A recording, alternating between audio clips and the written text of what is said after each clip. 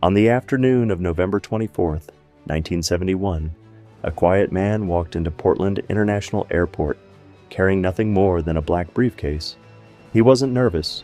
He wasn't in a hurry. He looked like any ordinary businessman traveling home before Thanksgiving.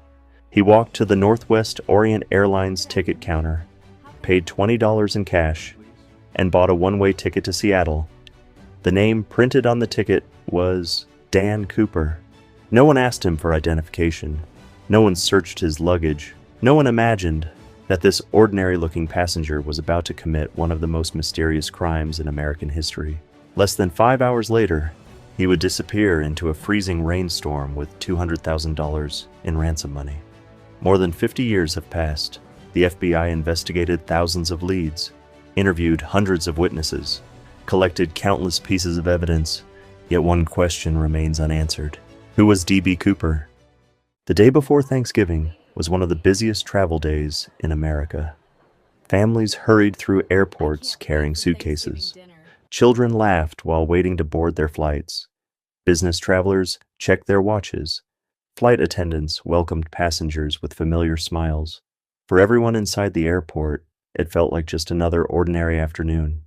Northwest Orient Flight 305 was scheduled to fly from Portland, Oregon to Seattle, Washington.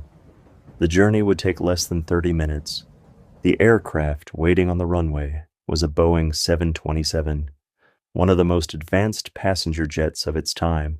36 passengers boarded the flight. 6 crew members prepared for departure. Outside, light rain covered the runway. Dark clouds stretched across the Oregon sky. Inside the cabin, everything appeared completely normal, or so everyone believed. Among all those passengers, one man attracted almost no attention. He appeared to be in his mid-40s, around 6 feet tall, well-dressed, a black business suit, a crisp white shirt, a thin black tie secured with a pearl tie clip. Dark sunglasses covered his eyes. Nothing about him seemed unusual. He quietly walked down the aisle and took his seat. 18C. He introduced himself using the name Dan Cooper.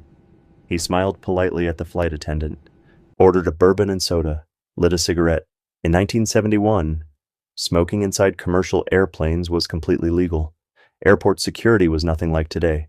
Passengers walked onto airplanes without body scanners, without x-ray machines, and without anyone checking what was inside their briefcases. Cooper blended into the crowd perfectly.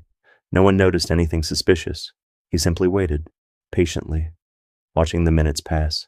A few minutes after takeoff, Cooper looked toward flight attendant Florence Schaffner and quietly motioned for her to come closer.